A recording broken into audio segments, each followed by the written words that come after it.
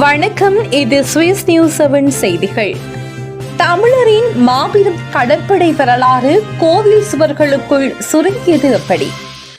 இன்றே உங்களுக்கு ராடோ ரோலெக்ஸ் கடிகாரம் வேண்டுமா? சீட்டிலத்தில் உடன் கலந்து கொள்ளுங்கள். சுவிஸ் நேரடி முகவர் SMTS ஜுவல்லரி. தங்க நகைகளுடன் தரமான நவீன ஆடைகளுக்கான சிறந்த தெரிவு SMTS டெக்ஸ்டைல். சிறந்த தமிழ் நிறுவனம் என பெருமை கொள்ளும் SMTS ஜுவல்லரி அண்ட் டெக்ஸ்டைல். தொடர்பு கொள்ளுங்கள் 07871529990. ஐரோப்பியர்கள் தங்கள் கடந்த காலத்தை ஒரு காலப்பட்டகமாக பாதுகாத்து வருகிறார்கள். தங்கள் வெற்றிகளையும் வீழ்ச்சிகளையும் ஆவணப்படுத்தி அடுத்த தலைமுறைக்கு கடத்துவதில் அவர்கள் காட்டும் ஈடுபாடு அபாரமானது. இலங்கையின் சிங்கள சமூகமும் மகாவம்சம் போன்ற தொன்மையான நூல்கள் வழியாக தங்களின் வேர்களை இறுக பற்றிக் கொண்டுள்ளது. ஆனால் பல ஆயிரம் ஆண்டு தொன்மையும் இலக்கிய வளமும் தொடர்ச்சியும் கொண்ட தமிழ் சமூகம் தன் வரலாற்றை பேணி காப்பதில் ஏன் இவ்வளவு பெரிய இடைவெளியை விட்டு வைத்தது? இது வெறும் காலத்தின் பிழையா அல்லது கட்டமைக்கப்பட்ட மௌனமா? ஐரோப்பிய கப்பல்கள் உலக வரைபடத்தில் கடல்வழி பாதையை தேடி அலைவதற்கு பல நூற்றாண்டுகளுக்கு முன்பே வங்கக்கடலை தன் உள்நாட்டு ஏரியாக மாற்றியவர்கள் சோழர்கள். மேற்கத்திய நாடுகள் கடற்படை என்ற ஒற்றை கற்பனை கூட செய்து பார்க்காத ஒரு காலகட்டத்தில் அலைக்கடலின் மீது ஆயிரக்கணக்கான கலங்களை கொண்ட பிரம்மாண்டமான கடற்படையை கட்டியாண்டவர்கள் அவர்கள். காற்றின் திசையறிந்து பருவமழை காலங்களை கணித்து கடல்வழி பாதைகளை அவர்கள் துல்லியமாக வரைபடமாக்கிய விதமும் கிழக்காசிய நாடுகள் வரை அவர்கள் நீட்டித்த வணிக மற்றும் அரசியல் வலைப்பின்னர்களும் உலக வரலாற்றில் ஒப்பற்றவை. ஆனால் இந்த மாபெரும் பேரரசு வரலாறு ஏன் இருட்டடிப்பு செய்யப்பட்டது? வரலாறு என்பது வெறும் கடந்த காலத்தின் பதிவு அல்ல, அது அதிகாரம் சார்ந்த ஒரு ஆயுதம். அறிவு கட்டமைப்புகளும் வரலாற்று பதிவுகளும் எவ்வாறு அதிகாரத்தின் கருவிகளாக செயல்படுகின்றன என்பதற்கு தமிழனின் வரலாறு ஒரு மிகச்சிறந்த சான்று. அதிகாரம் யாருடைய கைகளில் இருக்கிறதோ அவர்களின் குரலே வரலாறாக ஒலிக்கிறது. சோழ பாண்டிய பேரரசுகளின் வீழ்ச்சிக்கு பிறகு தமிழர்களுக்கான மையப்படுத்தப்பட்ட அரசியல் அதிகாரம் சிதைந்தது. பின்னர் வந்த அயலவர்களின் தொடர் ஆதிக்கமும் ஆட்சியும் தமிழர்களின் அரசியல் பொருளியல் வரலாற்றை இருட்டடிப்பு செய்தன. காலனித்துவ ஆட்சியாளர்கள் தமிழகத்திற்கும் இலங்கைக்கும் சென்றபோது தமிழர்களை அரசியல் ஆற்றல் கொண்ட ஒரு பேரினமாகவோ கடல் ஏகாதிபத்தியத்தை வெற்றிகரமாக நடத்தியவர்களாகவோ பார்ப்பதை விட அவர்களை வரும் பண்பாட்டு வட்டத்துக்குள் சுருக்கி பதிவு செய்வதையே தங்கள் ஆட்சிக்குள் சாதகமாக பார்த்தார்கள். கடலோடிய ஒரு சமூகம் அரசியல் நினைவுகளை இழந்து நிற்க செய்யப்பட்டது. கடற்படை, வணிகம், நகரமைப்பு, நீர்ப்பாசனம் என பல தளங்களில் விரிந்து கிடந்த தமிழனின் பெரும் வரலாறு காலப்போக்கில் வெறும் கோவில் தல வரலாறாக மட்டுமே சுருக்கப்பட்டதன் பின்னணியில் மிக முக்கியமான வாழ்வியல் மற்றும் அரசியல் காரணங்கள் உள்ளது. தமிழர்களின் அரண்மனைகளும் பொது கட்டிடமும் வாழ்விடங்களும் அழியக்கூடிய மரத்தாலும் சுட்ட செங்கற்களினாலும் கட்டப்பட்டன. ஆனால் ஆலயங்கள் மட்டுமே காலத்தை வெல்லும் கருங்கற்களால் அமைக்கப்பட்டது.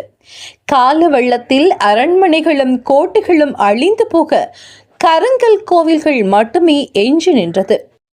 தமிழனின் எழுத்துப்பூர்வமான ஆவணங்கள் பெரும்பாலும் எளிதில் அழியக்கூடிய ஓலைச்சுவடிகளிலேயே இருந்தது. எஞ்சிய கல்வெட்டுகளும் செப்பேடுகளும் பெருமளவு கோவில்களை சுற்றியே காணப்பட்டன.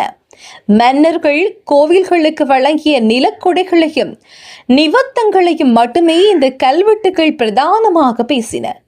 எஞ்சியிருந்த கல்வெட்டுகள் அனைத்தும் கோவிலை சார்ந்தே இருந்ததால் பிற்காலத்தில் வரலாற்றை மீட்டெடுக்க ஆய்வாளர்களும் சரி, காலனித்துவ ஆவணப்படுத்தினர்களும் சரி, தமிழர்களின் மொத்த வரலாற்றையும் மதம் மற்றும் கோவில் சார்ந்த ஒரு கட்டமைப்பாகவே சுருக்கிக் கொண்டனர்.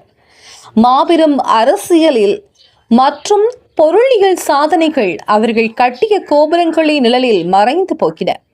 கடலை ஆண்ட மாபெரும் அரசியல் வரலாறு மெல்ல மெல்ல மழுங்கடிக்கப்பட்டு அது வெறும் பக்தி இலக்கியங்களாகவும் கோபுர கலசங்களாகவும் சுருக்கப்பட்டது. இந்த வரலாறு இருட்டடிப்பின் இன்னும் ஒரு உச்சம் இலங்கை தீவில் பௌத்த மதத்தின் வேர்கள் குறித்த நமது புரிதல். இலங்கையின் ஆரம்பகால பௌத்த வரலாறு என்பது முற்றிலுமாக தமிழர்களுடையது.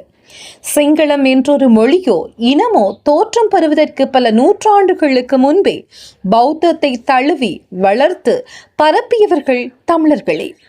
கிபி 5ஆம் நூற்றாண்டு அளவிலேயே சிங்கள இனம் தன் அடையாளத்தை முன்னிறுத்த தொடங்கியது. ஆனால் அதற்கு முன்பிருந்தே பௌத்த அறங்களை ஈழ மண்ணிலும் தமிழகத்திலும் செழிக்கச் செய்தவர்கள் தமிழர்களே. காலப்போக்கில் இந்த வரலாறு எவ்வாறு உருமாற்றப்பட்டது என்பது அதிகார அரசியலின் மிகச் சிறந்த உதாரணம். பௌத்தம் என்றால் அது ஒரு சிங்களவர்களுக்கானது என்ற ஒரு பொய்யான வரலாற்று பிம்பம் மிக கவனமாக கட்டமைக்கப்பட்டது. பெருந்துயரம் என்னவென்றால் இந்த வரலாற்று திரிவிற்கு தமிழர்களே பலியாகி போனதுதான். பிற்காலத்தில் மதுரையை காப்பாற்றி ஆண்ட தெலுங்கு நாயக்க வம்சத்தின் கலாச்சார படையெடுப்பு இலங்கை தமிழர்களை பௌத்தத்திற்கும் தங்களுக்குமான தொன்மையான தொடர்பை தமிழர்களை முற்றிலுமாக துண்டித்துக் கொள்ளவும் பௌத்த சுவடுகளை எல்லாம் புறந்தள்ளிவிட்டு தங்களை இந்துக்கள் என்ற ஒற்றை கொடியின் கீழ் மட்டுமே சுருக்கிக் கொள்ளவும் வழிவகுத்தது. இதன் மூலம் தங்களின் சொந்த வரலாற்றின் ஒரு மாபெரும் பகுதியை தமிழர்களே தங்கள் கைகளினால் மூடி மறைத்துக் கொண்ட அவலம் நிகழ்ந்தது. அனுராதபுரம், நாகதீபம், கதிரமலை ஆகிய ஆதி தமிழரசுகளின் வரலாறுகள் மூடி மறைக்கப்பட்டு 14ஆம் நூற்றாண்டில் தோன்றிய யாழ்ப்பாண ஆரிய சக்கரவர்த்தியின் அரசுதான் தமிழர்களின் அரசு என்று வரலாறு குறுக்கப்பட்டது. 2000 வருடங்களுக்கு மேல் பழமையாயின சிவன், கண்ணகி, முருகன் வழிபட்டு தலங்களுக்கு கொடுக்கப்படாத முக்கியத்துவம் ஆரிய சக்கரவர்த்திகளின் காலத்தில் உருவான நல்லூருக்கு கொடுக்கப்படுகிறது. பெருமிதம் கோவில் வரலாறாக சுருக்கப்பட்டது ஏன்? கடற்படை, வணிகம், மதம் என பல தளங்களில் விரிந்து கிடந்த தமிழரின் பெரும் வரலாறு காலப்போக்கில் வெறும் கோவில் தல வரலாறாக மட்டுமே சுருக்கப்பட்டதன் பின்னணியிலும் ஆழமான காரணங்கள் உள்ளது. தமிழனின் அரண்மனைகளும் வாழ்விடங்களும் அழியக்கூடிய மரத்தாலும் செங்கற்களினாலும் கட்டப்பட்டன. ஆனால் இறைவனுக்காக ஆலயங்கள் மட்டுமே காலத்தை வெல்லும் கருங்கற்களினால் அமைக்கப்பட்டது. கால வெள்ளத்தில் கோட்டைகள் அழிந்து போக கருங்கல்கள், கோவில்கள் மட்டுமே எஞ்சி நின்றது. மன்னர்கள் கோவில்களுக்கு வழங்கிய நிலக்கொடைகளையும் நிபந்தங்களையும் மட்டுமே எஞ்சிய கல்வெட்டுகள் பிரதானமாக பேசின.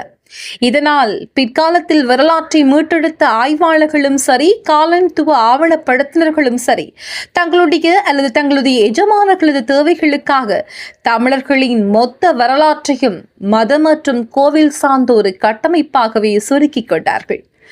மாபெரும் அரசரின் அரசியல் சாதனைகளும் தமிழர்களின் பௌத்த பாரம்பரியமும் கோவில் கோபுரங்களின் நிழலில் மறைந்து போயின.